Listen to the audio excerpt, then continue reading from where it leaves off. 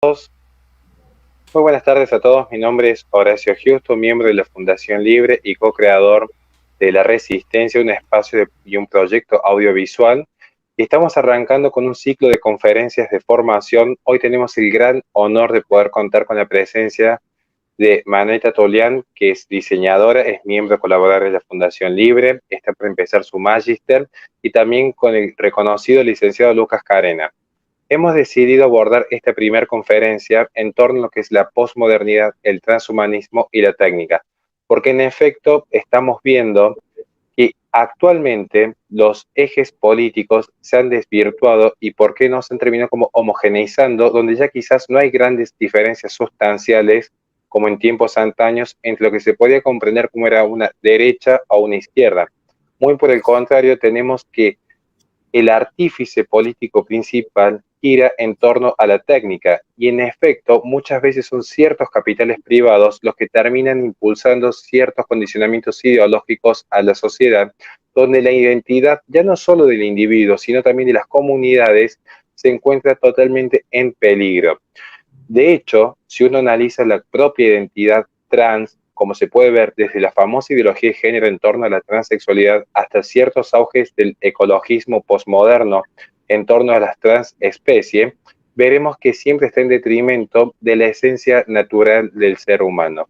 Esta búsqueda, cual nave de Teseo, en querer reemplazar cada una de sus partes, donde ya no se sabe qué ha quedado de aquel vestigio original en su esencia. Por eso, sin más preámbulos, para mí realmente es un honor dar inicio y como es costumbre de todo caballero, vamos a comenzar con las damas, vamos a conversar con Mane, que va a realizar su exposición. Posteriormente tendrá la palabra el licenciado Lucas Carena y al final moderaremos las preguntas que nos vaya haciendo luego la audiencia. Muchísimas gracias de corazón. Bueno, muchas gracias, Horacio, por la introducción. Vamos a empezar a hablar un poco sobre unas cuestiones más generales. Obviamente, para saber qué es la posmodernidad, hay que saber qué es aquello de lo que la posmodernidad es posterior, ¿no? Si uno pudiera categorizar a la modernidad en una sola palabra, diría antropocentrismo. Digamos, este momento en el que el ser humano empieza a ser el centro de las cosas, y este pasaje de un teocentrismo medieval a un antropocentrismo moderno, en realidad se da por varios eventos que empiezan a suceder y que marcan el espíritu de esta época, ¿no? Obviamente uno habla siempre del Renacimiento, del humanismo, de la revolución científica, la revolución industrial, la reforma protestante, la creación de la imprenta, que va a tener un rol fundamental en lo que va a ser más adelante la ilustración y lo que es la democratización del conocimiento. Y cuando el hombre deja de creer en Dios, digamos, cuando rompemos con este momento antropocentrista, el hombre empieza a creer en la historia.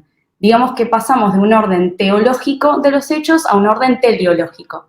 El hombre toma las riendas de la historia y, en algún modo, el hombre hace la historia hace a los hombres, como diría Hegel, ¿no? Y este quiebre es en realidad fundamental en lo que va a ser el desarrollo del hombre en sí, porque creer en Dios era creer precisamente en una idea inmortal, inmanente, idéntica a sí misma, infinita y única. Y en cambio ahora trasladar esta idea al hombre, ya como vamos a ver, va a traer diversas crisis. Ahora bien, cuando uno habla en general de la modernidad, puede hablar de tres etapas más importantes, como Berman hace esta clasificación. Tenemos un primer momento que es la modernidad pastoral, es esta primera etapa que va del siglo XV al siglo XVIII. Es una modernidad que todavía no es consciente de sí misma, digamos, se empieza a sentir de alguna forma todos estos cambios que van sucediendo, pero todavía no hay una autoconfirmación de este proceso moderno. Esta época incluye lo que sería el Renacimiento hasta la Ilustración, ¿no? Y uno incluso puede analizar las diversas aristas que tiene este momento. Tomemos el arte, por ejemplo, ¿no? El arte renacentista, el arte humanista. Empezamos a ver cómo hay un análisis anatómico del ser humano, ¿no? Tenemos las pinturas y las esculturas de Rafael, de Miguel Ángel, pero los tópicos todavía siguen siendo religiosos. Es decir, que tenemos un quiebre, pero todavía estamos en esta época. Ahora bien, hay un momento fundamental en lo que es el pensamiento moderno, que es la filosofía cartesiana, ¿no? René Descartes, que se plantea como el padre del pensamiento moderno y de la revolución científica. Cuando Descartes plantea la razón como el único medio para alcanzar la certeza, ¿no? Cuando Descartes plantea el cogito ergo sum, hace obviamente un acercamiento lógico y matemático de las cosas. Deja de lado los recursos religiosos, pero luego va a volver a demostrar la existencia de Dios justamente, pero desde un pensamiento totalmente matemático y totalmente lógico. Cuando Descartes, y esto es un momento muy importante, porque aunque estamos experienciando estos cambios, todavía esto se da de un modo tímido, todavía no tenemos al sujeto consolidado. Descartes es consciente de la res cogitans, es consciente de su razón, pero todavía no conoce o no tiene certeza de la res extensa, es decir, de la materia. A la filosofía de Descartes le va a seguir, por ejemplo, la filosofía de Spinoza, que va a tener un corte todavía más deísta, se va a separar mucho más de lo que sería la religión, ¿no? Deus sive natura, justamente era lo que planteaba Spinoza, quien escribe la ética demostrada del orden geométrico, que es un libro ontológico, pero que está, aproximado desde un orden lógico. Entonces, estamos viendo cómo ya nos vamos trasladando hacia lo que sería la ilustración, ¿no? La ilustración es como si se quiere, la epítome de la modernidad, ¿no? Se va a plantear esta luz de la razón que viene a disipar la oscuridad de la ignorancia y se van a plantear los valores cardinales de la época, que son justamente el humanismo, la libertad, la razón, la ciencia y el progreso. Y el momento de máxima expresión de la época ilustrada es justamente la filosofía kantiana, ¿no? Kant escribe, para que se hagan una idea más o menos temporalmente en dónde estamos en la historia, Kant escribe la crítica de la razón pura a 9 años de la Revolución Francesa. Es decir, estamos ya con un sujeto que se está consolidando como tal, y lo que plantea precisamente Kant, y fíjese la diferencia, es solo hay un objeto, es decir, solo hay una materia significada cuando hay un sujeto que lo concibe, cuando hay un sujeto que impone sus categorías mentales en la realidad. Ya no es la res extensa de Descartes, es decir, ya no es que no hay certeza sobre la realidad, sino que es el sujeto el que está imponiendo y está significando la realidad. Obviamente Kant dejaba un espacio para lo desconocido, que era lo nouménico, que después vamos a volver a ello. Y este segundo momento de la modernidad es lo que se conoce por lo general como romanticismo, ¿no? Estamos en el siglo XIX. El romanticismo es el momento en el que la modernidad se hace consciente de sí misma, ¿no? Se hace consciente de esa ruptura. Esta época es Baudelaire, son los poemas de Baudelaire, ¿no? Como él contaba esta época en el Spleen de París, por ejemplo, ¿no? Se explica muy bien este espíritu que se empezaba a vivir, la pérdida de una aureola, en donde él explica, ¿no?, cómo esta aureola sagrada del poeta se desliza y cae en el fango del macadam, que es precisamente el barro del asfalto, ¿no? Ahí ya tenemos un primer signo de lo industrial. Esta época también son las pinturas de Delacroix, las pinturas de Friedrich. Es un momento totalmente historicista, en donde hay una nostalgia por el pasado. Incluso el arte romántico se confunde muy fácilmente con el arte barroco y neoclásico, porque no solamente toma el estilo anterior, sino que también toma las temáticas. Entonces hay un claro historicismo que también se da incluso en la arquitectura, cuando uno analiza la arquitectura romántica. Esta época, que es muy importante en el transcurso de la modernidad, esta época es la filosofía de Hegel, ¿no? Que ante esta ruptura impone una filosofía de la totalidad, una filosofía de la razón como poder unificador. Hegel escribe la fenomenología del espíritu cuando la Revolución Francesa ya se había llevado a cabo, es decir, con un sujeto que ya tiene una praxis, ¿no?, sobre lo real. Hegel intuía, igual, que este momento que se estaba viviendo era cercano al fin de la historia. Él mismo justamente escribía que estábamos atravesando ese transcurso. Obviamente esta filosofía va a dar lugar a las filosofías marxistas, que son puramente filosofías de la praxis, y luego el punto culmine de este momento, que es la filosofía de Nietzsche, que va a terminar rompiendo con todos los sólidos de la modernidad, proponiendo la muerte de Dios y dando paso a lo que va a ser la posmodernidad. Ahora bien, vamos entrando en un panorama posmoderno, ¿no? La primera aproximación de la posmodernidad fue dada por Jean-François Lyotard en el 79. Se plantea a la posmodernidad como este agotamiento de la modernidad, esta ruptura, esta pérdida de los grandes relatos, ¿no? La Ilustración, el cristianismo, el capitalismo y el marxismo. Y incluso si uno analiza el término posmodernidad, ¿no? El prefijo post ya nos está indicando que es aquello que viene luego de la modernidad, pero no se está definiendo por su propia esencia. Es decir, la posmodernidad es lo que dejó de ser, pero no es lo que es. En la antigüedad uno habla de todos los estilos, ¿no? Por ejemplo, del romanticismo, uno habla del barroco, del neoclásico, son estilos que se definen por sí mismos. Pero la posmodernidad es este momento que está sucediendo luego de la modernidad. A mí incluso me gusta, quizás un poco dramáticamente, pero pensar a la relación entre modernidad y posmodernidad como la del miembro fantasma, ¿no? Amputamos a la modernidad, nos sacamos de encima este peso, estos relatos, pero de alguna forma seguimos sintiendo su presencia, o mejor dicho, su ausencia. Seguimos conectados a aquello que solo existe ya virtualmente, pero que ha terminado. Y aún más dramáticamente uno podría pensar en, ¿es el fantasma de la modernidad el que nos está acechando hoy o somos nosotros los espectros fantasmagóricos de la muerte de la modernidad, justamente? Estamos como en este proceso de postoperatorio, ¿no? Siendo la operación este grado cero de la ruptura. Ahora bien, lo que sucede con la posmodernidad es la histeria de la pérdida. Como decía Baudrillard, Dios ha muerto, el hombre ha muerto, la historia ha muerto, la economía ha muerto, Marx ha muerto, y solamente queda el caos de las apariencias. Y precisamente, ¿cómo empieza el caos o cómo empieza el desorden? Con la pérdida de la idea o del espíritu que organiza una forma.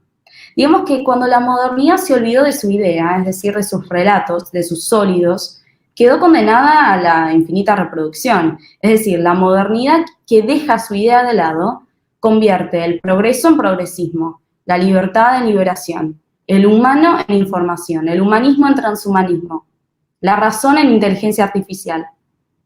Todas estas son formas de lo excedente, es decir, de lo que sucede más allá de sus fines o de su razón original.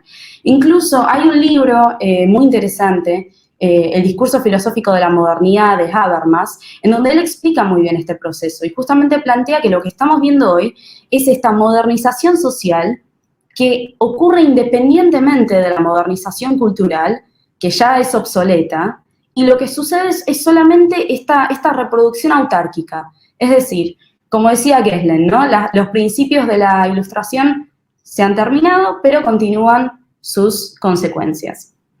Ahora bien, todo lo post siempre tiene algo de lo trans, ¿no? La posmodernidad es una transición entre la modernidad que ya terminó y el transhumanismo, por ejemplo, o incluso la desaparición. Hölderlin, el poeta Hölderlin escribía sobre este tiempo, en realidad anterior, justamente en la época del romanticismo, y decía: estamos viviendo una época en donde los antiguos dioses se han ido, pero los nuevos todavía no han llegado.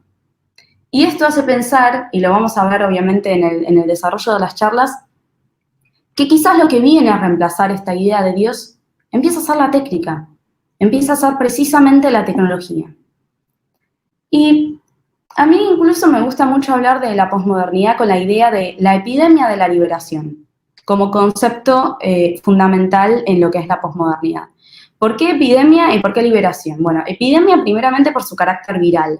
Lo viral no es solamente lo que se propaga de forma desordenada e insensata, sino lo que también tiene una naturaleza destructiva. ¿Y por qué liberación? Ahora vamos a ver justamente la diferencia entre libertad y liberación. Cuando hablábamos de modernidad, hablábamos de antropocentrismo, ¿no? Podríamos decir que en la posmodernidad ya no tenemos ni antropo ni centro, porque la idea del hombre está totalmente liberada de su significación original.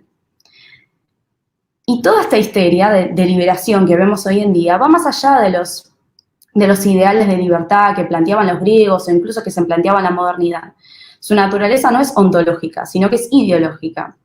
La libertad es inmanente, La liberación es ideológica. La libertad es universal. La liberación es global. Digamos, aunque por lo general se confunda lo universal con lo universal es un sistema de valores que nivela por lo alto. En cambio, la liberación es un sistema lo global, perdón, es un sistema de valores que nivela por lo bajo. Y la libertad corresponde al orden simbólico del individuo, ¿sí? A su finalidad y a su autodeterminación. La liberación va más allá de su naturaleza, de su finalidad y de toda, justamente, autodeterminación. Entonces, como vamos viendo que este quiebre que se realiza antes de la posmodernidad es un paso de las esencias a las existencias. Y esta liberación de la esencia, cuando uno lo analiza intrínsecamente, digamos, la esencia es en realidad la pesadilla de cualquier antiesencialista, ¿no? De cualquier conductista, es esa naturaleza que está ahí, de la que justamente este tipo de paradigmas se quieren deshacer. La liberación total tiene un secreto metafísico oculto, la inmortalidad. Lo que se libera de su esencia está condenado a la reproducción infinita. Y la reproducción infinita, la autorreproductibilidad, tiene mucho que ver con la técnica. Y así nos adentramos en un mundo que se está desarrollando totalmente de forma automática. Y es precisamente porque estamos en un mundo donde la técnica empieza a emerger en todas las esferas de la vida. Incluso hace creer que lo que no contribuye a la técnica ya no tiene el sentido que debería, o no tiene el valor que debería. Ahora bien, uno podría incluso inferir que la tecnología viene a reemplazar a Dios en este mundo posmoderno. Y esto podría entenderse desde varios puntos de vista. Si Dios representaba antes esta única idea, poderosa, perfecta, a la que el hombre aspiraba, hoy en día la tecnología le está dando esta función al hombre, le está permitiendo primeramente pensar la inmortalidad. Y no la inmortalidad post-mortem, la inmortalidad en este mundo, la inmortalidad que puede ir desde las tecnologías de la criónica hasta una cirugía plástica. Digamos, es precisamente la técnica la que le permite al hombre pensar la inmortalidad en este plano. Además, la técnica, como decía McLuhan, funciona como extensión del hombre, ¿no? La electricidad se plantea como una extensión del sistema nervioso. El hombre se empieza a trascender a sí mismo. Y ante todas las cosas, la tecnología y la técnica lo libera todo. Y sobre todo cuando está al servicio de la ideología reinante, ¿no? En ese momento. Cuando Walter Benjamin hablaba de la obra de arte en la reproductibilidad técnica, hablaba de esta desauratización, ¿no? Por la reproducción y la pérdida del aura del original, hablaba solamente del arte. Hoy en día vemos esta desauratización en realidad en todos los ámbitos, porque la técnica lo libera todo. Incluso cuando uno piensa, ¿no? Cuando el ADN se extrae del cromosoma, se convierte en información. Cuando el pensamiento se libera del hombre, se convierte en inteligencia artificial. Cuando los acontecimientos se liberan de la realidad, se convierten en medios. Cuando el sexo se libera de la biología, se convierte en género. En todos los aspectos, es precisamente la técnica la que viene a liberar las cosas de su esencia real. Y en su máxima expresión o en su epítome, la ingeniería genética. La ingeniería genética básicamente trata de lo siguiente, ¿no? Es extraer el material genético de una célula, convertirlo en datos, permitir que flote en el espacio sideral de la información hasta una posible utilización. El ADN de tomates se puede combinar con el ADN de focas. Es la promiscuidad total, es la liberación total.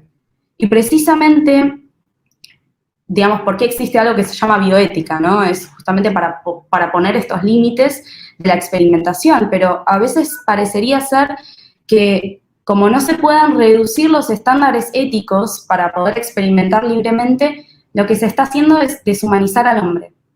Es cada vez más volver más difusas las líneas que separan a lo humano de lo inhumano, a lo humano de la máquina, y así sucesivamente. Y tampoco es casualidad que vivamos en la época digital, ¿no? A mí me gusta también, un poco dramáticamente, pensar que las mismas pantallas reflejan siempre nuestro holograma virtual. nuestro clon fantasmagórico del espacio cibernético, ¿no? Y quizás esa era la función de la tecnología, recordarnos nuestra propia desaparición. Y a lo mejor por eso queremos convertirnos en máquinas, para no perdernos en el olvido.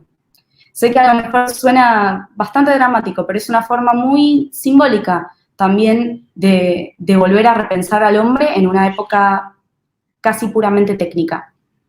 Ahora bien, la técnica lo absorbe todo a su paso. Incluso ha absorbido el concepto de lo viral. ¿Y por qué hablamos de lo viral? Lo viral es una forma muy posmoderna. Digamos, el concepto de lo viral ya hace tiempo que no pertenece solamente a la biología. Digamos, ella misma también ha logrado liberarse de su sentido original. Lo viral es, como antes, ¿no? No es solamente lo que se propaga de forma insensata, sino que es lo que también tiene una mecánica destructiva. Cuando lo social, las funciones sociales, las facultades sociales, la comunicación, el lenguaje, el pensamiento, fueron absorbidos por la máquina y fueron absorbidos por la técnica, fue posible su viralización. Si no, el lenguaje analógico no puede ser viralizado. El lenguaje tiene que someterse al lenguaje computarizado y al código informático para poder reproducirse. Lo viral o el fósil de la comunicación, ¿no? Como vemos justamente hoy en día, es esta forma en la que la información se propaga en nuestra cultura. Se volvió nuestra forma de comunicación, precisamente. Y siguiendo un poco también este vocabulario biológico, ¿no? Si se quiere, incluso el pensamiento y sus anticuerpos quedan totalmente atrofiados en este paso. Cuando hablo del pensamiento y de sus anticuerpos, hablo del juicio, la capacidad de crítica. Ante el bombardeo constante de información, ante la multiplicidad de estímulos, el pensamiento queda totalmente paralizado. Se empieza a formar, por toda esta multidimensionalidad de información, un pensamiento unidimensional. Y es imposible distinguir entre información y entre conocimiento. Y existe una gran diferencia entre estos dos, justamente. Para el siglo de las luces, la razón era la luz natural, ¿no? Pero hoy en día, la luz natural de la razón se reemplaza por la luz eléctrica de las computadoras. Digamos, nuestra iluminación ya no tiene que ver con la iluminación de la razón, tiene que ver más con esta luz blanqueadora del LED que tienen las pantallas, justamente. Y antes hablábamos del hombre cartesiano, ¿no? Del hombre cartesiano, del hombre racional, del hombre que tenía certeza de su propio cogito. Ya no hay este sujeto cartesiano, ya no hay el sujeto kantiano que impone sus categorías de pensamiento a la realidad. Con todas estas interfaces técnicas estamos viendo cómo se desarrolla un sujeto bastante pasivo en relación al desarrollo justamente técnico. Ahora bien, cuando uno analiza a este individuo ya posmoderno, ¿no? Si nos centramos en este sujeto posmoderno, que es un sujeto que perdió su historia y por lo tanto pierde su futuro, que es un sujeto que como pierde su pasado se vuelve totalmente escéptico con el futuro, queda atrapado como en un limbo, ¿no? En un presente constante, en un eterno presente. Se vuelve muy contradictorio. Vemos que el típico posmoderno siempre es cibernético, tech, electrónico, pero a su vez es eco, vegano, espiritual. Entonces queda siempre atrapado en esta contradicción. Y eso es muy posmoderno, porque es parte de este momento de transición. Incluso todo este proceso, ¿no? Cuando este hombre que está, si uno lo analiza, está en una libertad sin fin que le da la falta de finalidad, es decir, se pierde el fin y se pierde la finalidad, precisamente. Se pierde toda referencia, porque si dejamos las esencias y nos concentramos en las existencias, estamos solamente limitados por la pura contingencia. Es decir, no hay nada que es propio de las cosas.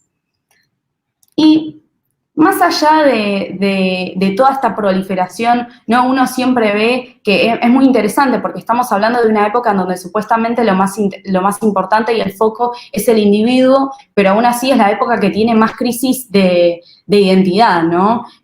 Vemos por todos lados videos motivacionales, gurús que ayudan justamente al desarrollo personal, libros de autoayuda, lo cual justamente resulta bastante paradójico. Este hombre posmoderno está condenado por toda esta pérdida a pasarse toda la vida buscando la identidad. Y todo el sistema cultural, social, económico, político, se va a encargar precisamente de esto. Se va a empezar a construir una nueva área de la industria, que es la industria de la identidad. La identidad se va a convertir en una mercancía, se compra, se vende, se cambia, se actualiza, digamos, justamente como cualquier mercancía, y se cristaliza así el imperativo categórico de la época, que es ser uno mismo. Porque cuando, y este es el lado más político, pero cuando todos estos derechos de las masas se combinan con los intereses del poder, la libertad y la identidad se van a volver un capital para ser explotado. Y este periodo posmoderno también es muy afín a la técnica. Lo técnico es muy de la sociedad de hoy en día, precisamente. Pero, aunque en la historia uno siempre que habla de técnica habla de progreso, ¿no? La técnica o la ciencia y el progreso siempre van de la mano. Cuando uno analiza la idea original de técnica y de progreso, la verdad que difiere bastante de lo que estamos viendo hoy en día. Para el orden epistémico de la Ilustración, la historia, como la física, estaba sujeta a leyes fijas, universales e irreversibles. Y el progreso de la humanidad era justamente esta línea recta que marcaba ese desarrollo. Pero para el desorden posmoderno, no hay progreso de la humanidad. Digamos, no hay progreso colectivo, no hay un proyecto colectivo. Porque no solamente que se deja de creer en el progreso de la humanidad, sino que también se deja de creer en la verdad y en todos los valores que a lo mejor antes tenían que ver con este telos de la humanidad. El progreso del que hablamos hoy en día es, ante todas las cosas, un progreso hedonista, autoservicio, neonarciso, un progreso que tiene más que ver con los ideales individuales, ¿no? De liberación sexual, de a ver cuántas calorías he quemado hoy en relación a ayer, ese tipo de progreso. Y justamente hay un pensador, Steven Pinker, él dice precisamente que no puede haber un progreso sin humanismo. Es decir, un progreso sin humanismo no es un progreso. Y aquí viene precisamente el dilema del transhumanismo. Muchas veces se cree que el transhumanismo viene a mejorar la humanidad, viene a arreglar todas estas cuestiones que habían quedado por reparar, quizás, en la humanidad. Es decir, que viene a desarrollar a la humanidad. Pero, en mi humilde opinión, el transhumanismo solamente puede darse con la desaparición del humanismo. El humanismo desaparece cuando ya no hay esencia del hombre. El humanismo desaparece cuando todos los valores y todas las virtudes del hombre, todas las virtudes y los valores naturales, sobre todo, quedan totalmente desvanecidos. El humanismo también desaparece cuando el cuerpo humano o el hombre en sí empieza a entenderse como una máquina, como un autómata. Muchas veces se habrá visto este concepto en inglés se llama quantified self, digamos, el hombre cuantificado, ¿no? Esto de que el hombre se empieza a ver como una máquina es solamente una relación entre output, input, ¿no? Esto de calorías, datos, información, un hombre totalmente informatizado, totalmente computarizado, que obviamente también contribuye al capitalismo de vigilancia, que eso es otro tema. El humanismo también va a desaparecer cuando se plantea la inmortalidad. La inmortalidad, como dijimos antes, no la inmortalidad post-mortem. Borrar la inmortalidad, es decir, mejor dicho, borrar la muerte para el hombre, sería totalmente catastrófico, porque es ante esa urgencia de la muerte que el hombre crea el arte y que crea la filosofía. Es decir, estaríamos quitándole al hombre algo que es totalmente intrínseco a su esencia. Y justamente el humanismo desaparece hoy en día por la pérdida de la totalidad. Cuando el hombre ya no es más hombre, y es gen o información, la totalidad se desvanece. Hegel decía que las partes solamente pueden tener sentido en el todo, porque es el todo el que le da ese sentido a las partes. Fukuyama hablaba del factor X, ¿no? Esto de la indivisibilidad del hombre, que el ser humano no puede separarse en partes, no puede ser solo la suma de las partes, sino que es esa totalidad que las integra a todas. Y creo que con todos estos avances tecnológicos estamos en un momento en la historia ¿Vieron cuando va subiendo la línea, llegando al punto de inflexión de la parábola que va a cambiar de dirección? Estamos en uno de esos momentos en donde muchas de las decisiones que tomemos hoy en día con respecto al ser humano y la técnica van a determinar mucho de lo que puede suceder en el futuro. Y en el discurso preliminar de la enciclopedia, Jean Leron d'Alembert dice justamente: hagamos para las generaciones futuras lo que deseamos que hubieran hecho para nosotros. Entonces, hoy en día tenemos muchísima responsabilidad en nuestros hombros, y justamente a mí me parece que en lugar de pensar que el futuro tiene que diseñar humanos, tenemos que diseñar nosotros mismos un futuro mucho más humano. Excelentísimo, Mané. Realmente tu exposición ha sido de las más claras y concisas que he visto en mucho tiempo. Y realmente creo que además del perfil intelectual que bien presentas, el carisma con el que lo has transmitido hace que sea mucho más fácil y ameno el mensaje de entender, porque hay una complejidad enorme que has sabido rescatar. Me quedo especialmente con dos elementos que has aportado exactamente bien.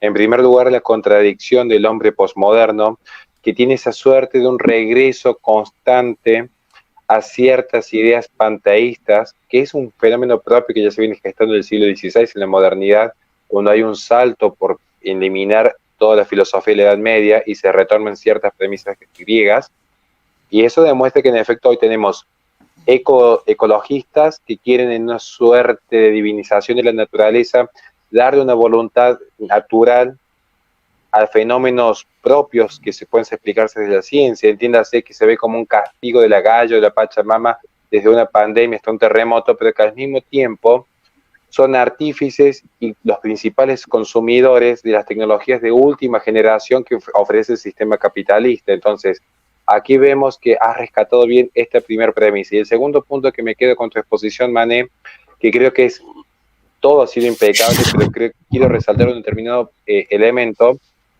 que a grandes rasgos lo que se ve es que en esta idea de la liberación, que es una idea que está presente en cada pensamiento revolucionario, finalmente lo que se ve es que la persona queda subsumida, y lo voy a explicar en términos muy sencillos, a ser simples unidades de consumo y producción. Finalmente, bajo las ideas de la liberación, yo no lo puedo observar con ejemplos concretos, como han sido desde la revolución sexual de 1960 hasta las grandes revoluciones en tiempos pretéritos. Las personas quedan subsumidas a ser unidades de consumo y producción finalmente, pero con una característica que también has aportado, que para mí quizás pasó desapercibido en un momento de tu exposición, pero creo que es bueno traerla nuevamente a la luz. Hay una característica. Uno cuando observa el diálogo de Ortega y Gasset, cuando habla de la rebelión de las masas, en un punto, estamos hablando de décadas atrás, el hombre masa se asumía como el hombre masa, se asumía en esa masa homogénea, gris, uniforme, y se sabía parte de la misma. La característica del hombre posmoderno es que forma parte de un hombre masa, pero se cree original en sí mismo. Entonces, es el peor de los peligros aquel que no se percibe dentro de una jaula, sino que se cree libre, y es cuando más se ha fortalecido el poder de la jaula. Creo que es un elemento interesante analizar. Bueno, no me quiero extender más porque todavía nos queda la exposición del licenciado Lucas Carena. Muchísimas gracias realmente, Mané, porque tú has sido impecable cada palabra que has dado.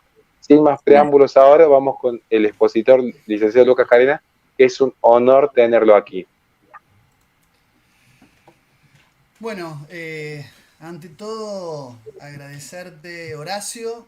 Yo voy a hacer un esfuerzo por elevar la voz porque todavía estoy sin micrófono activo, entonces estoy usando el micrófono interno de la computadora y siempre salgo con niveles de volúmenes por debajo de mis interlocutores. Es un problema técnico que estoy en pro de resolverlo. Le agradezco a la Resistencia, a la Fundación Libre, a ustedes por haberme convocado. Tengo sensaciones raras, encontradas. Me siento al mismo tiempo anfitrión y al mismo tiempo invitado, porque estoy en mi canal transmitiendo en directo, pero esto no es una actividad prima facie que haya querido organizar yo, lo cual me llena de gusto porque a mí me encanta cuando soy convocado, cuando me ofrecen un tema, porque me obliga a salir de esa zona de confort. Uno a veces cuando organiza las charlas desde su canal siempre circunda los caminos que más cómodos le quedan. Entonces cuando alguien te ofrece, como en el caso de plantear la cuestión de la posmodernidad, bueno, uno lo asume como un desafío y tiene que aportar por lo menos algo nuevo y algo distinto.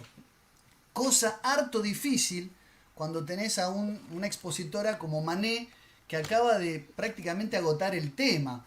Por eso yo le agradezco a Manet su exposición, porque me ahorra y me simplifica tener que decir muchísimas cosas, y me hace la tarea mucho más fácil, por este arduo recorrido histórico, todo este trabajo holístico que ha hecho con enjundia, explicando esa modernidad como detrito de lo moderno, que ha tenido un sinnúmero de epítetos, de calificaciones, presentada como una era del vacío, al decir de Gilles Lipovetsky, que ha sido presentada como una modernidad líquida, en las palabras de Zygmunt Bauman, como un fin de la historia, con Francis Fukuyama.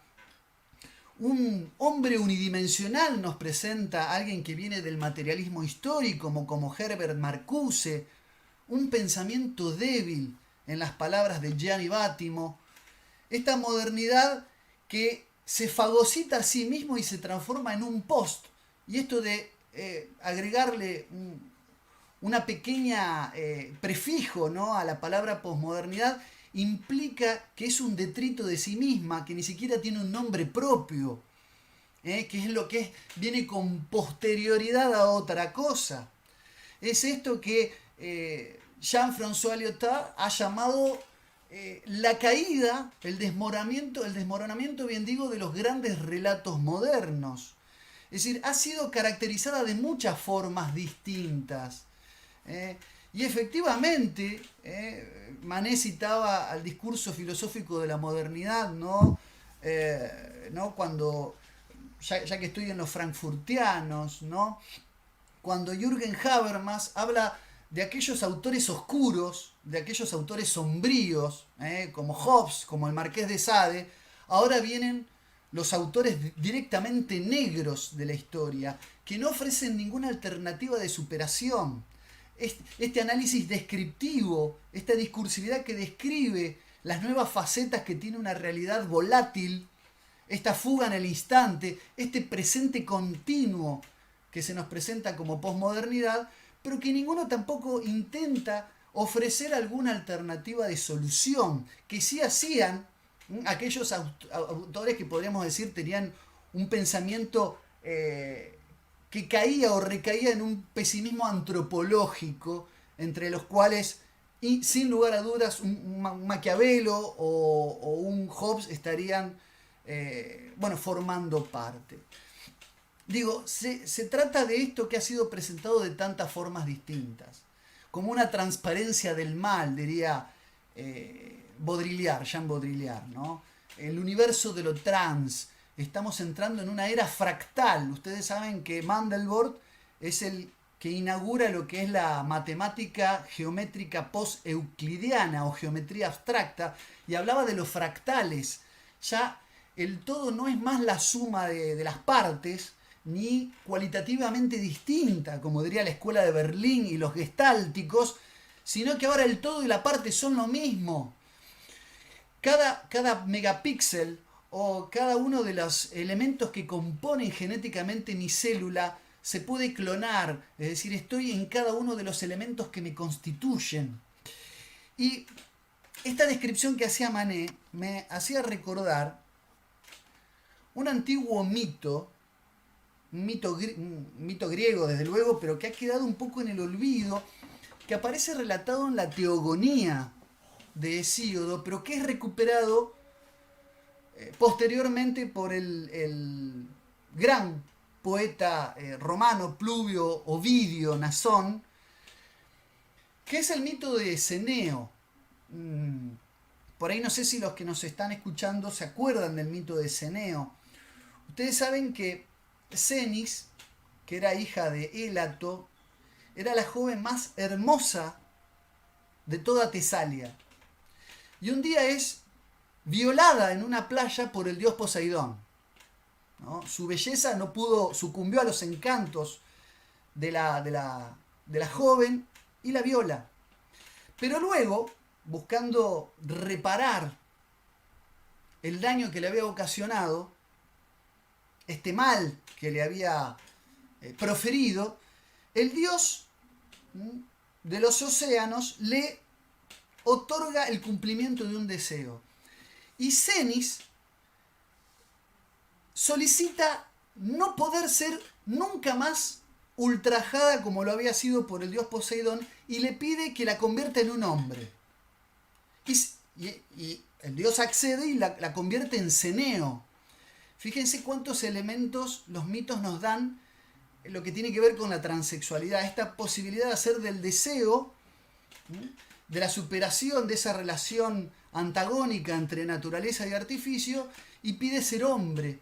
Pero además le pide gozar de un poder inmarcesible, que es de convertirse en alguien imbatible, es decir, invulnerable. El dios le concede el poder de la invulnerabilidad, ¿no? ¿Cuánto hay de transhumanismo en esto de la extensión de nuestras capacidades, de nuestra potenciación a través del artilugio técnico, de nuestro dispositivo de memoria, de nuestras capacidades cognitivas, ni hablar de nuestras limitaciones físicas? Esto que recuperaba Manet, ya presente en Marshall Herbert McLuhan, ¿no? Esta cuestión de la tecnología como una extensión de nuestras capacidades, y que el transhumanismo es el paroxismo, es el momento culminante de esa posibilidad. Pero el mito continúa, porque ya convertido en Ceneo, y siendo y teniendo el don de la invulnerabilidad, se convierte en un guerrero imbatible, en el mejor de todos los guerreros. Y esto lo lleva a tener un sinnúmero de victorias, de cosechar un sinnúmero de victorias, y un grupo de guerreros, los lápitas, que eran guerreros de una región de Tesalia, que se llamaban lápitas por Lápites, que era hijo de Apolo y Estilbe, que era el que le dio el epónimo a ese lugar, ¿no? A esa tribu de guerreros, lo convierten a Ceneo en un rey. Y Ceneo se considera tan poderoso que deja de rendir tributo a los dioses, deja de adorar a los dioses, incluso lo que hace, fíjense lo que hace, clava una lanza en la plaza del mercado y le pide a todo el pueblo, a todos sus súbditos, que adoren a la lanza, le rindan tributo y le ofrezcan sacrificios. Acá hay otro elemento simbólico, arquetípico, muy interesante, porque en esta lógica del transhumanismo está lo que dice, sin aditamentos necesariamente religiosos, está en esto que es la pérdida del temor de Dios, esta cuestión del homo deus, porque Ceneo, al creerse invencible, empieza a hacer su propia idolatría, a figurarse él mismo como un dios. De hecho, él adoraba a la lanza, a la pica, que le había dado sus victorias y que lo habían llevado a entronizarse como rey. Esto es muy interesante. Entonces, acá viene el drama, porque Zeus, enojado, manda a los centauros a matarlo. Acá se produce las famosas guerras entre los lápitas y los centauros que se narran en aquella boda de Pirito, las bodas de Pirito que enfrentan los lápitas. Esto está retratado en muchos frescos renacentistas, la batalla entre los centauros y los lápitas, que aparte tenían una ascendencia en común. Y esta guerra se produce como una ira de los dioses por el desacato, por la arrogancia de Ceneo, el hombre transgénero y transhumano que desobedece la voluntad divina al no rendir más los tributos. Los centauros siempre fueron caracterizados en la mitología, dentro de esa famosa y frondosa fauna mitológica, como seres violentos, inclinados a la embriaguez, a los excesos, seres brutales, excepto obviamente el centauro Quirón, que es el centauro que educó, que formó a muchos héroes, entre ellos el mismo Jasón, ¿no?, de los Argonautas, que bueno, que le he dedicado varios capítulos en mi libro La conspiración de Medea. Pero digo, en general los centauros eran seres brutales, extremadamente fuertes y muy violentos, y se arrojan a una batalla intestina, insisto, porque tienen un parentesco, y obviamente, conducidos por Latreo, que era el principal de los centauros, se abaten con Ceneo, que mata a 5 centauros. Esto ya lo cuenta Ovidio, esto ya está en la narración de Ovidio.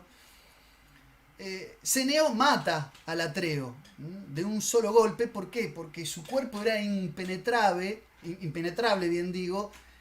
No podía ser herido por ningún arma cortante, por la pica, no podía ser herido por la espada. Y cuando ven esto, el resto de los centauros lo lapidan con piedras, escombros, con troncos, y Ceneo termina muriendo, pero termina muriendo asfixiado porque no podía morir a manos de una espada, de un arma cortante, no podía morir a manos del acero por la magia, ¿no?, por esta inmortalidad que le había dado de alguna manera Poseidón en su momento. Esto también está en Ovidio narrado como algo que Néstor le cuenta a Aquiles en las guerras de Troya. Un diálogo, lo presenta en las Metamorfosis de Ovidio como un diálogo entre Néstor y Aquiles. Pero en esa montaña de escombros donde yace muerto Ceneo, un pájaro amarillo sale volando, ¿no? Y Mopso, que era un augur, un adivino que participó también del barco Argos en las expediciones de Jasón, vaticina que ese era el espíritu de Ceneo que se iba volando. La leyenda cuenta, y con esto la termino, que cuando quitan los escombros y las piedras y los leños que sepultaban el cadáver de Ceneo, encuentran otra vez a la joven Cenis, siendo mujer. Y la lección o la moraleja que tiene es que ella nunca había perdido su esencia. Es decir, el cadáver encontrado con la forma femenina nuevamente de Cenis, que había deseado ser un hombre y que había deseado prolongarse eternamente en ese poder de la invulnerabilidad, que es lo que nos da la técnica y el transhumanismo, no puede terminar de ocultar esa esencia que la hacía única, que la hacía irrepetible, que la hacía mujer y la hacía llamarse Cenis, la mujer más hermosa de toda Tesalia. ¿Qué quiero decir con esto y cuáles son los elementos arquetípicos que este mito nos trae y que complementan todo lo que, insisto, con enjundia y mucha elocuencia y de manera muy ubérrima y frondosa nos contó hace unos instantes Manet? Que en el fondo lo que se fragua y está presente en este mito son aquellas caracterizaciones que hoy intentan figurarse o presentarse, bien digo, dentro de lo que es el universo de lo que hoy llamamos la posmodernidad, como las condiciones propicias para que esa tecnología que es esto del culto a la existencia por sobre las esencias, y que indudablemente implica una superación no necesariamente bondadosa de aquellos elementos universales que mantenían al hombre en un sistema, como decía Augusto del Noche, de valores perennes e inamovibles, hoy se puedan diluir o se licúen y sean propicios para generar estos artilugios, estos pases mágicos, estas, si se quiere, estas actividades de alquimia, de neoalquimia que constituyen las características o los vectores posmodernos en los que estamos emplazados. Augusto del Noche es un autor italiano que yo siempre lo recupero, porque él habla de que palabras más, palabras menos, el mundo en el que vivimos hoy tiene 3 características. Es atélico, es decir, no hay fines, se han perdido los fines, por lo menos los fines últimos, esta cuestión de la fuga en el instante, esta cuestión de acelerar en el vacío, insisto, esto de el presente continuo, es una cultura que nos incita y nos promueve vivir experiencias. O sea, nuestras vivencias tienen que ser momentáneas, situacionales, son como los deportes de riesgo. Hoy vivir la vida es caer en paracaídas, hacer bungee jumping, soltarme con un elástico atado a mis tobillos al precipicio. Esa sensación de vértigo, de aceleración, de velocidad. Es el deporte de riesgo, insisto. Es el parkour, es el vértigo, es caminar por la cordillera. Es tanatofílica, es estar al borde de la muerte para que eso me excite las emociones, aunque sea en un instante presente. Pero no hay fines. Los fines últimos del por qué y para qué no están. Segunda característica, dice Augusto Del Noche, se han muerto las utopías movilizadoras. El universo del posmodernismo es anutópico, es decir, ya no solo es atélico, es anutópico. Es decir, lo que me impulsa, esa fuerza que me impulsa hacia un lugar, ese destino, esa cuestión escatológica, ese eschatos de lo humano, también se ha licuado, también se ha diluido en el tener, y ya no solo en el tener, porque esto ya es un atributo que puede estar presente en cierta modernidad, sino del aparentar tener. No alcanza con tener, sino que hay que mostrarlo. Fíjense que la interfaz en la pantalla tiene esto de lo vertiginoso y esto de mostrar, ¿no? Es decir, hoy las redes sociales se han convertido en que podemos construir el perfil de aquello que queremos mostrar que somos. No interesa en lo más mínimo lo que genuina y verdaderamente somos. Y la tercera característica, es decir, la posmodernidad no solo es atélica, no solo es anutópica, sino que también es anaxiológica. Estamos hoy en una situación de relativismo de los valores. Ese relativismo de los valores hace que nosotros podemos, como decía Paula Sibilia, es decir, como estamos ante un hombre posbiológico que se puede clonar, como Dolly, como la oveja ya en el año 94, que se puede reproducir, la reproductibilidad técnica se ha convertido también en parte del mundo de lo biológico o de lo posbiológico a través de lo que es la biotecnología, la ingeniería genética. Se puede alterar nuestro genoma. Los 3.000 millones de datos que nos componen son hoy como el lenguaje de programación que permite desactivar, fíjense la jerga que utiliza Sibilia, desactivar el dolor, desprogramar enfermedades. El argot, la jerga médica, biologicista, darwiniana quedó en el pasado. Pensemos en la posibilidad de reinventar al hombre como un lenguaje de computación que nos lance a hacer miles de datos configurados para cumplir funciones. Y acá el relativismo de los valores, la posmodernidad en el ámbito de lo cultural es aquella instancia, ese conjunto de andamiajes que hacen propicio la intervención de esa técnica desenfrenada, de esta técnica total, de este camino total, de esta aceleración en el vacío, de la transformación que hace de la voluntad, ya no de la voluntad del Übermensch, ¿no?, de Federico Nietzsche, ¿no?, de que esa voluntad que todo lo podía, sino de la voluntad de decir, bueno, ¿qué es lo que yo quiero ser?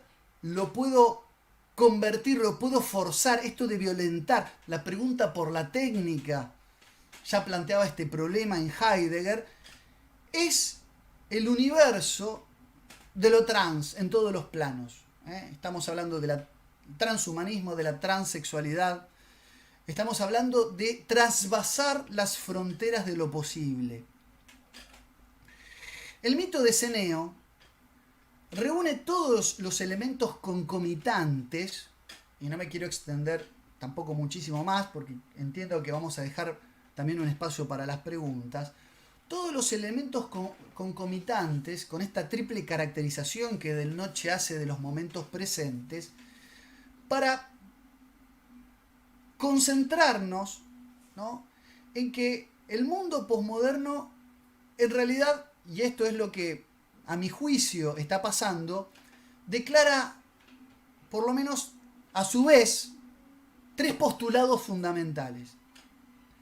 Estar en un mundo posmoderno no es negar la modernidad, no es el antimodernismo, sino llevar los elementos de lo moderno a su máxima expresión. Es una ultramodernidad. Esto había un profesor mío, Alica, que decía que la posmodernidad puede pensarse como una fagocitación de lo moderno, es una ultramodernidad. Ya modernidad por definición es lo actual, es la puesta en acto de todo. Modernidad incluso ya había en la Edad Media, es un término que se fragua en la Edad Media. Pero al mismo tiempo, que es esta ultramodernidad, este epílogo del mundo moderno que ha mostrado sus alcances, entendiendo la modernidad como proyecto, hoy tenemos autores tardomodernos y directamente posmodernos. Tardomoderno podríamos, el mismo Habermas se lo considera un tardomoderno, es decir, aquellos que creen que la modernidad todavía es un proceso inconcluso. Es decir, en realidad hay una modernidad que no ha alcanzado a llevar adelante su proyecto en su completitud y su totalidad. Por eso Habermas cree en la democracia deliberativa, en el diálogo racional, él y sus seguidores, Apple y algún que otro delirante que quede por ahí, creyendo que todavía la comunicación es diálogo y concordia.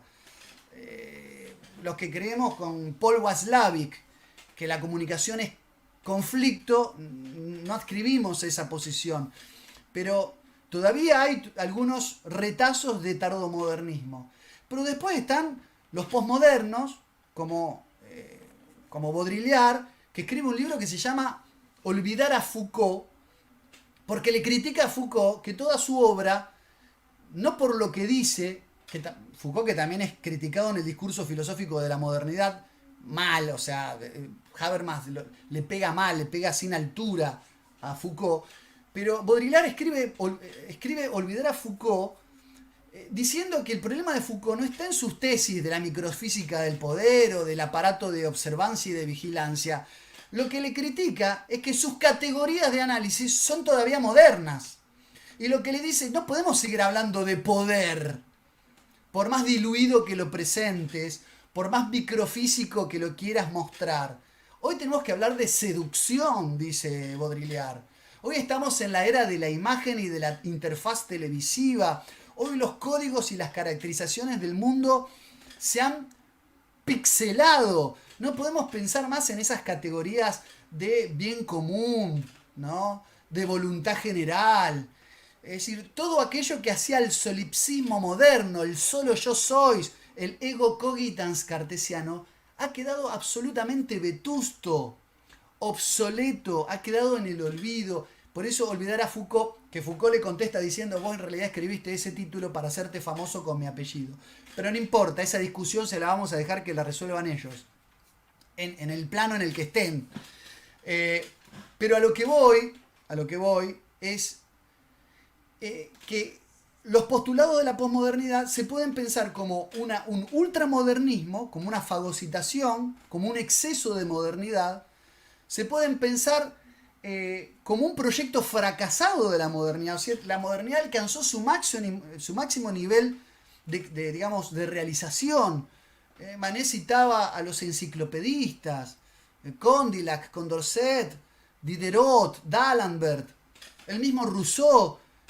Esa fantasía de que la razón y el entendimiento, el jus naturalismo, la luz natural de la razón nos ilumine para llegar esa cuestión parlamentaria de la época de guantes blancos, de ilustración. Bueno, eso se ha llevado al extremo, podemos pensar, y ha dado sus resultados. Con el Mayo francés, con la guerra de Vietnam, la guerra de Argelia, con la Primera y Segunda Guerra Mundial, ese tributo, Esa entronización desenfrenada de la razón ha generado los momentos más oscuros de aquel itinerario que los enciclopedistas vaticinaban iba a ser la panacea, ese estado de plenitud al que el hombre iba a llegar valiéndose de su propio entendimiento, ¿no? Y es como en Meditaciones Metafísicas, me acordaba de Descartes, donde Eudoxio le demuestra a Pistemón que Poliandro puede alcanzar las verdades no porque nadie se las enseñe, sino porque la puesta en acción de sus propios mecanismos cognitivos. Eudoxio es la doxa y Epistemón es la episteme. Entonces, Eudoxio le demuestra a Epistemón que Poliandro puede alcanzar el conocimiento por sus propios mecanismos individuales racionales. Bueno, ese individualismo, esa confianza, ese solipsismo está en un estado, está periclitando hace muchos años, está pereciendo. Y ha quedado un espacio vacío, ha quedado una estructura ausente, diría, a quien tuve honor de tenerlo de profesor, Humberto Eco, esa estructura ausente se está llenando, rellenando con otra cosa. La hiperestimulación, el desenfreno, la voracidad por lo tecnológico, la hiperritualización, todo se ritualiza y se rutiniza, por más que está vaciado de un contenido sacro. Este eclipse de lo sacro, del que también hablaba Del Noche, se ve materializado y exteriorizado en un hombre que ha perdido el rumbo, como decían los Beatles en Nowhere Man, ¿no? Ese hombre que no viene de ningún lugar y Nowhere Man, perdón. Ese hombre que no viene de ningún lado y no va hacia ninguna parte, que no tiene horizontes. Entonces me quedo con esto. Tenemos la triple caracterización, ¿no?, de la posmodernidad como atélica, anutópica y anaxiológica. Tenemos a esta cuestión de violentar lo natural como último recurso, demostrar los éxitos que mediante la técnica esa confianza en la razón nos ha brindado. Entonces, ¿qué podemos hacer con esa razón omnipotente y omnisapiente? Y podemos hacer a un hombre más feliz. ¿Ha alcanzado el hombre la eudaimonía griega, el estado de plenitud y de felicidad? No, lo que podemos es violentar la naturaleza. Podemos ser mañana hombres, mujeres, ni una cosa ni la otra. Podemos vivir a perpetuidad. Podemos tratar de buscar la alquimia para la juventud eterna. Podemos convertirnos en ceneo. Podemos ser invulnerables y podemos cambiar de sexo. Pero eso no nos completa, porque el hombre ha perdido la posibilidad de hablar de esencia. El otro día hablaba con dos filósofos, entre ellos Ricardo Poyersin, que conoce mucho la obra filosófica de Heidegger, y Jonathan Ramos, y un poco llegamos a la conclusión de cuánto daño, sin quererlo, había generado el nominalismo, porque Descartes es una consecuencia de la modernidad, no es una causa. Es decir, los manuales de filosofía, pero eso dejáselo a Adolfo Carpio. O sea, los manuales de filosofía introducen la filosofía moderna con Descartes, pero esto empieza con el nominalismo, con la negación de los universales, con la deconstrucción del tomismo, de los grandes sistemas filosóficos que son racionales sin perder la virtud de reflejarse y de proyectarse hacia lo trascendente. Hemos perdido el don de lo que decía San Agustín del hombre contemplativo, que no se opone a la razón. Fides quaerens intellectum, intellectus quaeres fidem. Es decir, la razón busca la fe y la fe busca la razón. No hay conflicto de intereses, no hay contradicción. Esto es agustiniano, pero también es tomista, por más que lo separan varios siglos, ¿no? Es decir, no pensemos en Tomás y Agustín como si jugaran al fútbol juntos en el patio trasero de la parroquia, ¿no? Uno del siglo IV y otro del siglo XII. Pero digo, esta continuidad de razón y fe, este diálogo en razón y fe, el hombre lo ha perdido y lo ha sustituido por la técnica, por la idolatría de lo técnico, por tratar de endiosar a lo técnico, y nos hemos creído Poseidón. No solamente Ceneo, que se idolatra a sí mismo y hace enfurecer a los dioses del Olimpo, sino también que nosotros somos como Poseidón, porque hay quienes a través de la técnica han construido el nuevo Homo Deus, es decir, nosotros tenemos la posibilidad, tenemos la llave para convertir al hombre en mujer, al joven en alguien eternamente joven. Hemos logrado, hemos conseguido, con el dispositivo de lo técnico, matar a Dios y, como decía Manet, matar al hombre, matar lo humano, ¿no? También que lo decía citando un poco a Baudrillard. Hemos matado a Dios y hemos también matado al hombre. ¿Por qué? ¿Por qué hemos matado al hombre? Porque ahora el hombre es funcional, es producto de esa técnica, es un eslabón, es un engranaje más, acá viene la razón instrumental, de ese complejo mecanismo técnico y acá volvemos a Benjamin, que se desaboratiza, que pierde ese halo, ese carácter que lo hacía un fenómeno de culto, de ser únicos e irrepetibles, de perder esa esencia que nos devuelve el mito de Ceneo cuando se levantan los escombros, cuando se remueven los troncos de la sepultura y vemos otra vez el cuerpo yaciente de una mujer, de la joven Cenis, que nunca dejó ni dejará ser aquello para lo que fue llamado a ser. Yo dejo abierto ahora el diálogo, porque también me extendí incluso un poco más de la cuenta, a posibles preguntas, a posibles reflexiones que podamos hacer con los panelistas, y espero haber sido claro, digamos, para tratar de complementar lo que, insisto, con mucha precisión hizo Manet en la primer ponencia. Me parece que el mito de Ceneo nos abre la puerta para comprender. El otro día dialogaba con mi mujer, que le pude transmitir la pasión por la mitología griega y la literatura clásica. Cuánto hay en los mitos griegos que no solo no se desactualiza, sino que retratan de una manera mucho mejor y más simple las atmósferas de los tiempos corrientes, las atmósferas que nosotros respiramos en la actualidad. Así que muchas gracias por el tiempo y por su atención. Bueno, muchísimas gracias a ambos expositores. Vamos a dedicarle 15 minutos, 20 como muy extendido a las preguntas para no abusar tampoco los tiempos y entendiendo que si bien el cumpleaños del licenciado Lucas Carenas ha sido ya días atrás, hoy va a ser su festejo, así que tampoco queremos atrasarlo.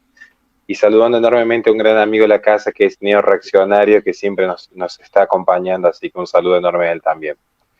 Sobre estos puntos, voy a tratar de ser lo más breve posible respecto a las preguntas. Sí quiero hacer como una mención especial, haciéndome eco de lo que viene a plantear el licenciado Lucas Carena en torno a la mitología griega. Pensemos simplemente en el mito de Pandora, la primera mujer en torno a lo que es la mitología griega, que en esa curiosidad y en esa búsqueda por el conocimiento abre la caja que tenía un único mandato, que era no abrirla, y es lo primero que realiza. Y es esa curiosidad por tener el conocimiento prohibido lo que despliega una serie de males en el mundo, que luego se retoma con Sir Roger Scruton en Las bondades del pesimismo, cuando vemos cuántos líderes mesiánicos han intentado traer el paraíso celestial perdido, desconociendo la naturaleza caída del hombre, y plantear un paraíso terrenal en este mundo, y siempre en nombre de la ciencia, con todo el costo de vida que hubo por detrás. Así que una de las primeras preguntas, que creo que ya se adelantó un poco el licenciado, pero es una pregunta para ambos que nos llegan al grupo de los chicos de la Resistencia, es si en efecto el posmodernismo no sería, en principio, más que antagónico al modernismo, una suerte de profundización de la modernidad, considerando esta idea del dualismo cartesiano, en el que pareciera ser que las ideas siguen una serie de leyes totalmente distinta al mundo físico y que desde las ideas se puede realizar todo el diseño sobre el tejido social independientemente de los límites de la naturaleza. Esa sería la primera pregunta. Pregunta que es para ambos. Bueno, yo tomo la palabra, pero porque yo creo que en mi exposición traté de expresar justamente eso, ¿no? Pensar hoy a la posmodernidad como en estado de contradicción y antagonismo con lo moderno es cuanto menos una irresponsabilidad, porque eh, yo creo que es un agotamiento, desde luego es un agotamiento, es un estado de vejez, ¿no? De aquellos postulados en los cuales la modernidad se había visto vertebrada y que ha encontrado un momento de agonía. Por eso Del Noche habla de agonía de la sociedad opulenta. O sea, así describe la posmodernidad como un estado de agonía. El que está agonizando está dando manotazos de ahogado, está muriendo. Pero es una agonía con distanasia. Es decir, si la eutanasia es recortar de manera artificial e intervenida el ciclo vital, la distanasia es lo contrario. Es una agonía que no se resigna a morir, y de hecho el hombre, y esto lo comentábamos hace poco también con otros invitados, ha perdido la capacidad en el mundo posmoderno, se caracteriza, empieza en la modernidad, pero se caracteriza a mi criterio con los momentos posmodernos que vivimos, ha perdido la capacidad de convivir con algún orden mistérico. Es decir, para el hombre antiguo y para el mundo clásico y para el mundo medieval, el hombre que estaba desprovisto de un montón de cosas, incluso en calidad de vida material, podríamos decir que estaba mucho más desprovisto que ahora, el convivir con, por eso Emilio Comar habla de orden y misterio. Es decir, no todo misterio constituye un desorden, una anarquía, un caos, sino que el mundo antiguo, insisto, clásico y medieval, el hombre estaba provisto de una sabiduría, que era ser consciente de su propia finitud, y trataba de inmortalizar su existencia en la posibilidad de brindar un legado. Hoy el hombre posmoderno es un hombre todopoderoso desde el punto de vista del plano profano, pero espiritualmente sumamente vulnerable. El hombre le tiene miedo a la muerte, no tiene umbral de dolor. Estamos en una sociedad anestesiada, pero espiritualmente anestesiada. Porque el hombre no quiere, es decir, ante el menor dolor tomamos ibuprofeno, paracetamol. No estamos acostumbrados a vivir con esos mecanismos de resiliencia y de fortalecimiento. Como decía Dostoyevsky, ¿no? El golpe que no te mata te fortalece. Digo, somos mucho más vulnerables desde el punto de vista espiritual. Por eso vivimos en un mundo ya no revolucionario, como el que proponía el marxismo, pero sí estamos en el advenimiento de un mundo angustioso. La angustia es la característica que signa al hombre posmoderno, pudiendo ser bello, pudiendo ser más fuerte, pudiendo tener la prótesis que reemplaza, ¿no?, la extremidad perdida. Es decir, todo lo que me brinda el dispositivo técnico no llena, no completa ese vacío y esa vulnerabilidad en el plano de lo espiritual. Por eso, lo posmoderno, a mi criterio, y siguiendo la enseñanza de este autor italiano, que sigue la tradición de Antonio Rosmini, desde el punto de vista de la pérdida de la trascendencia, y de Croce en muchos aspectos. La idea acá, el problema está en que el mundo posmoderno no sabe, ha perdido la capacidad de convivir con lo mistérico, y es, desde el punto de vista espiritual, sumamente endeble. Teme a la muerte, un temor morboso a morir, a perecer, ¿no? Porque no creen que venga nada a posteriori de esta vida, de este plano, insisto, espurio, ¿no?, efímero, y ha perdido la capacidad de convivir con el dolor y con el sacrificio, ¿no? Como decía Pedro Morandé, el acto sacrificial como una forma de realización del hombre. El sacrificio como una forma de realización del hombre. Lo de Pedro, la tesis sobre el sacrificio de Pedro Morandé, la recomiendo, este autor chileno. Ahora, con esto no quiero agotar el tema, a lo mejor Manet tiene algo para aportar, digo, en última instancia, lo que a mí se me viene a la mente con esta pregunta es que hay factores de continuidad en esa fagocitación, en esa ultramodernidad, y hay, insisto, factores de discontinuidad. Hay también algunas asincronías. ¿Cuáles son esas sincronías? ¿Cuáles son esas diferencias? Y bueno, el hombre moderno se caracterizaba en ese proyecto, digamos, que estaba en un estado, podremos decir, de gestación, ¿no? En estado incipiente. Había un gran entusiasmo, había una suerte de fervorosa pasionalidad puesta, insisto, en los ilustrados, en favor de la razón, aquellos que podemos decir lanzaron ese culto idolátrico a la madre razón, ese culto a Minerva que nace a la diosa Minerva, la hija partogenética de Zeus, ¿no?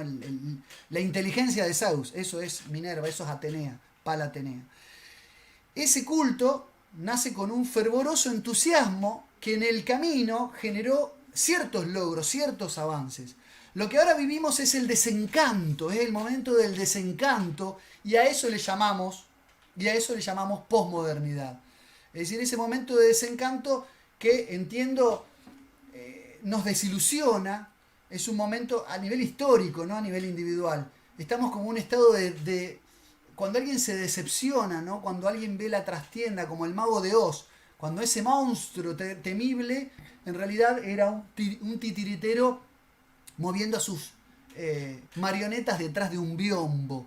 Ese momento es el que ha llegado, es un momento de correr el velo, es un momento de desencanto, donde todo ese edificio erigido por la construcción del relato, del gran relato, vuelvo a Lyotard, de lo moderno, hoy ha llegado como un estado incluso de decadencia, ¿no?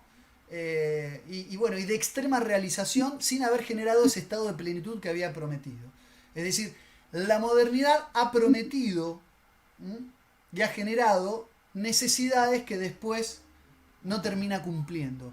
El reconocimiento del incumplimiento de esas necesidades construidas por el mundo moderno, inconclusas e incompletas, es lo que hemos dado a llamar, a la luz de diversos autores, muy diversos y no necesariamente coincidentes entre sí, mundo posmoderno. Sí. Bueno, obviamente coincido en varios aspectos con Lucas, digamos, obviamente la posmodernidad es algo que le sucede a la modernidad, hay una continuación, pero también como nombró Lucas, hay varias cosas que precisamente cambian. Y creo que eso que cambia, demos el ejemplo que daba Bauman, ¿no? Con la modernidad líquida, él planteaba una modernidad sólida y esta licuefacción o esta gaseidad a la que llega luego la modernidad, que es justamente lo que conocemos como posmodernidad. Tomemos la misma analogía, la sustancia sigue siendo la misma, seguimos hablando de agua, pero hablamos de estados diferentes, y lo que se pierde en realidad es fundamental. Cuando antes comentábamos que la modernidad olvida su idea, esto de que hay una modernización social que continúa independiente de la modernización cultural, parece como si faltara solamente una pieza, pero esa pieza es la pieza fundamental. Es la pieza de la idea y del espíritu, ¿no? Hegel llamaba a esta idea el espíritu. Algunos lo llaman concepto, otros lo llaman idea, otros lo llaman relatos. Pero en esencia hay algo en común. Es la razón, el telos. ¿A qué iba a llevar esa modernidad?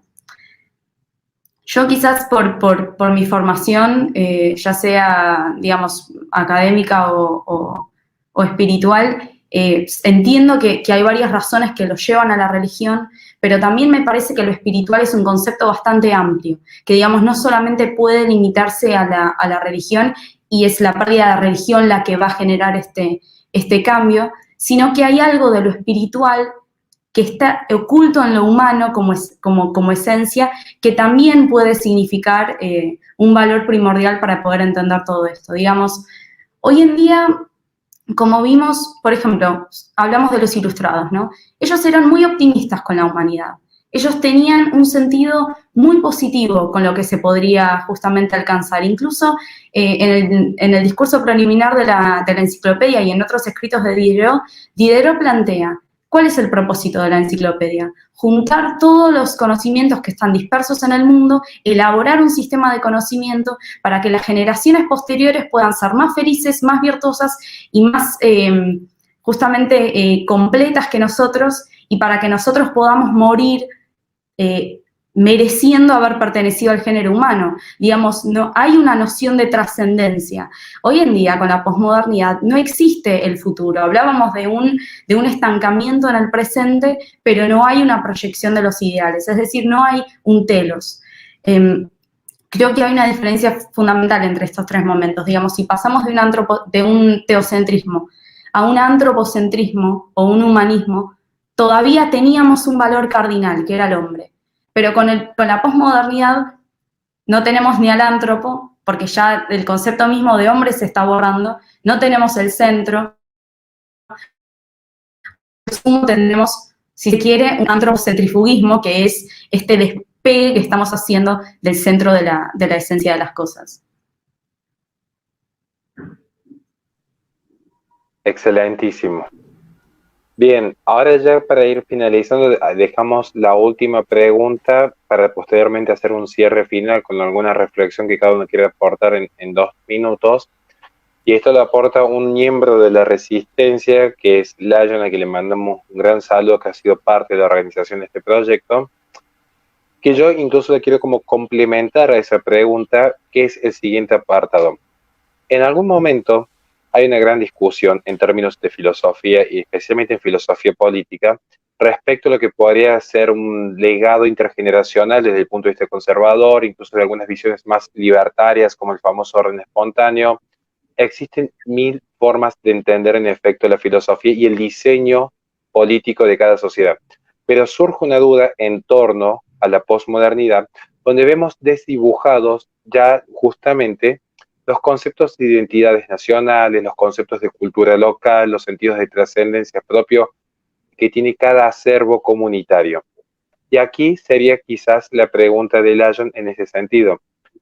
Si esta idea de posmodernidad, pero más particularmente estas ideas de lo transhumano en sus distintas vertientes, que van desde lo transgénero hasta los transespecies, si no es en efecto más que producto de un orden espontáneo de la cultura, no formaría parte de una suerte de ingeniería para que simplemente ese modelo de un metacapitalismo tenga un proyecto cultural para seguir vendiendo imágenes, porque en efecto lo que se ve en la posmodernidad es que ya no se consumen bienes y servicios, sino que se consumen imágenes. La posmodernidad es en esencia un proyecto estético. Entonces, ¿quién se vería especialmente favorecido por una cultura que es esencialmente subsumir individuos a hacer unidades de consumo y producción, pero enarbolándose a sí mismo como homo deus, capaces de construir su propia identidad que ya es vendida y ofrecida en un determinado mercado? Esa sería una de las preguntas que en forma muy genuina mucha gente se está haciendo.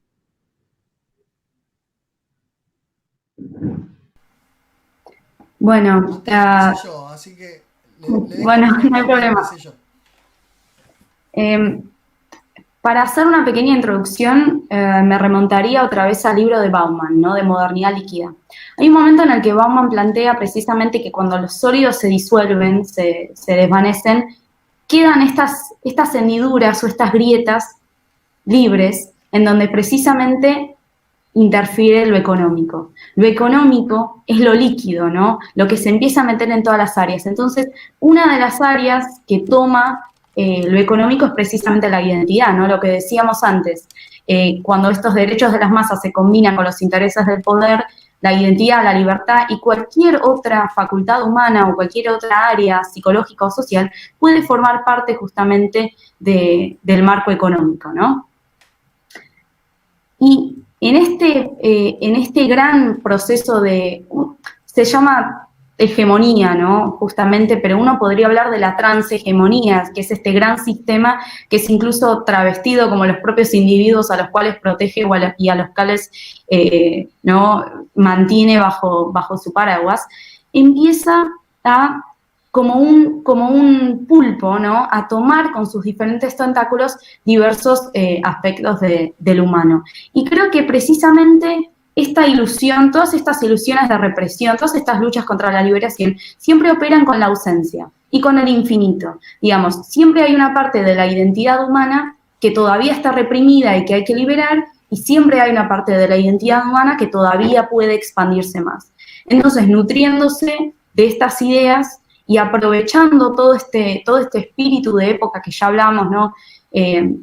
Como muy bien lo describe Lipovetsky en La Era del Vacío, ¿no? El sí, el homo psicológico, ¿no? Que precisamente se empieza a nutrir de todas estas cuestiones. Y me parece que es un poco un juego muy interesante de dos polos, en donde por un lado todo el sistema trabaja para quitarle al individuo su identidad, una identidad que luego el mercado le va precisamente a devolver. Y yo, que vengo justamente del campo artístico y del campo del diseño, sabemos muy bien que hoy en día todo el peso de los productos está puesto en la identidad. Los usuarios compran los productos por la personalización, esta customización. Esto de que uno se significa a sí mismo a través de los objetos o de las políticas, ¿no? Que consume, que lleva y que compra, justamente.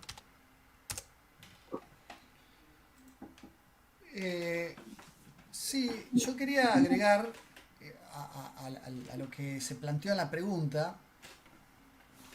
Hay una frase, ya que estamos mencionando distintos autores, como yo siempre le ofrezco al público que tome nota o que busque también la bibliografía citada en este tipo de charlas, porque así es como hacemos sinergia y nos vamos retroalimentando, ¿no? Uno de los pensadores de la posmodernidad, Richard Rorty, se le adjudica una frase, sinceramente que yo nunca se la leí, pero que se le atribuye, creo que puede ir en consonancia con su pensamiento.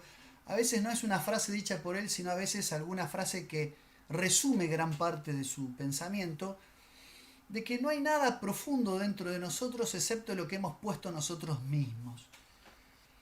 Esto de Richard Rorty, de que el hombre actualmente me hace acordar a la definición de Jean-Paul Sartre, ¿no?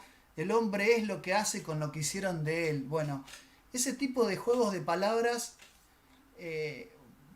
tiene mucho de lo que se vio en la posmodernidad. Por eso yo invocaba cierto voluntarismo de que soy, por eso la transespecie o el transhumanismo o la transexualidad es hacer de la voluntad un producto de manufactura susceptible de ser forzado. Por eso hablo de una especie de violentar el orden dado, llamémosle un orden natural, un orden constituido o instituido.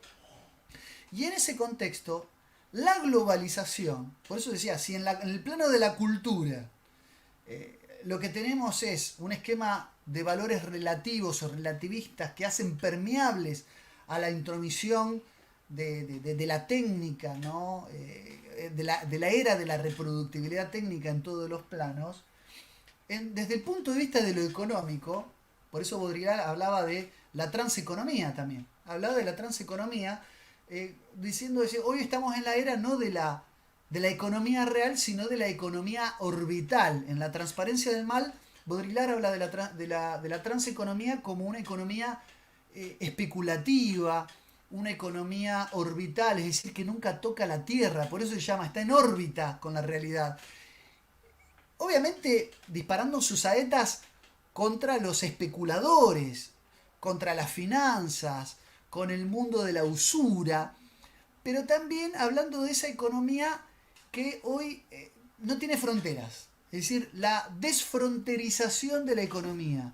El globalismo es en lo económico, podemos decir el consenso de Washington, es decir, ¿cuándo tuvimos internet? En la misma década que se dio el consenso de Washington. Es decir, un mundo que se abre, que trasvasa y que se desregionaliza el sustrato económico, la era de las corporaciones. Yo no tengo duda de que el globalismo es expresión de ese detrito de lo moderno que es a su vez la fagocitación de lo mismo.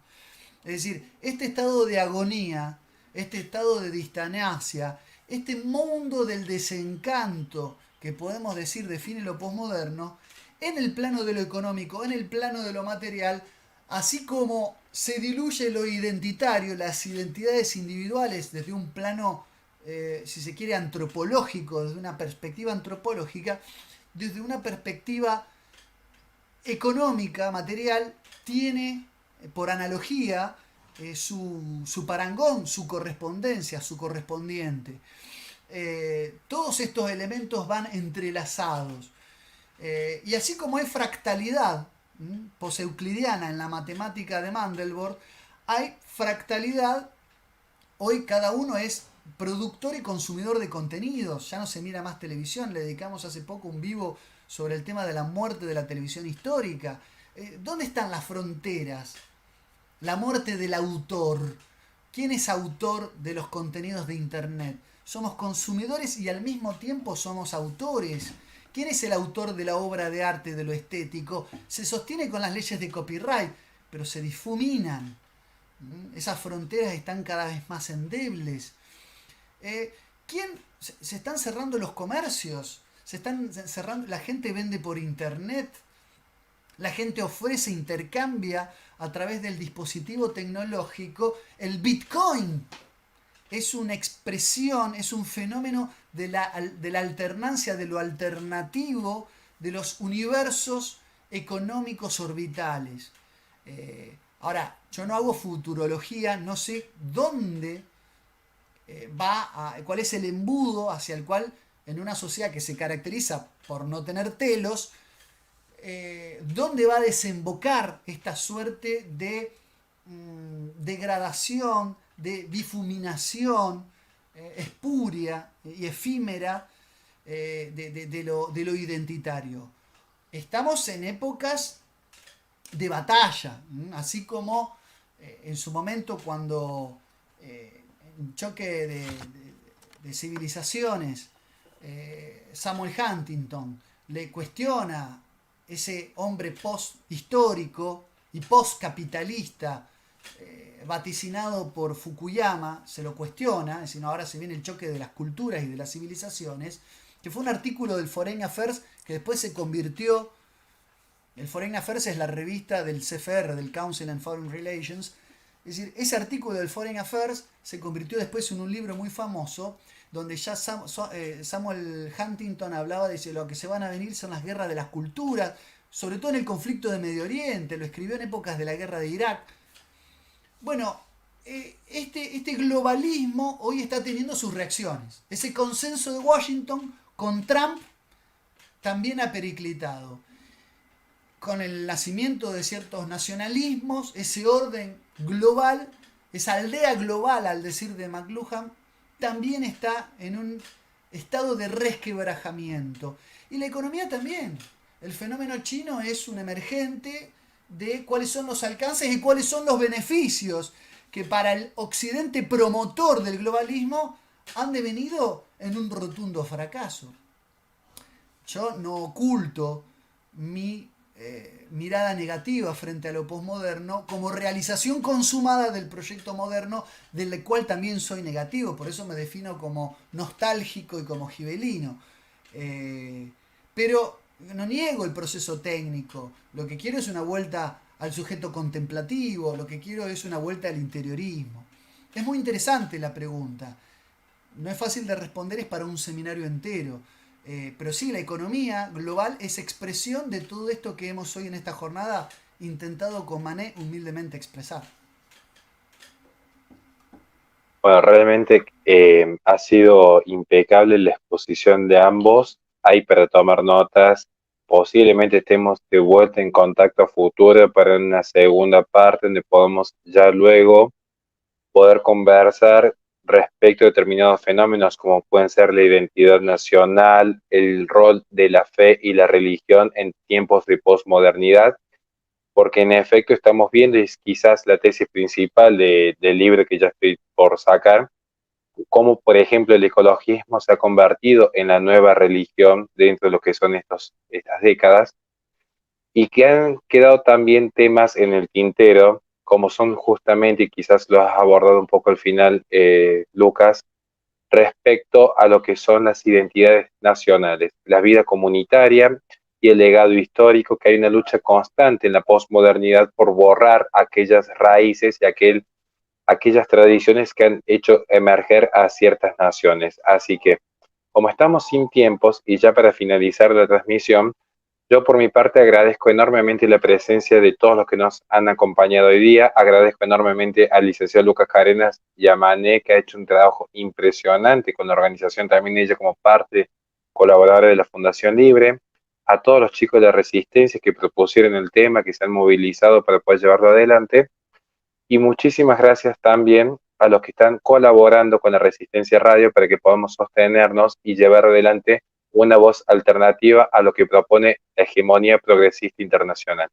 Sin más que agregar por mi parte, muchísimas gracias a ambos y les dejo los últimos minutos para que cada uno pueda hacer el saludo final.